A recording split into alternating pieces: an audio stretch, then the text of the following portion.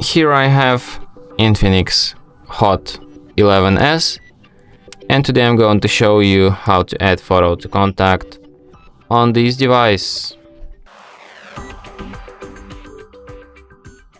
So firstly you have to go to the contacts list. So let's pick some contact without any profile picture, for example this one.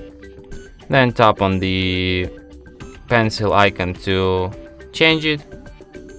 Then tap on the camera icon to change its photo. So here you can take a photo or just select the one from the gallery, which I'm going to do.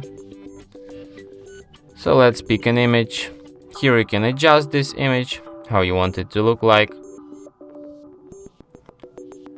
Then tap save and confirm it.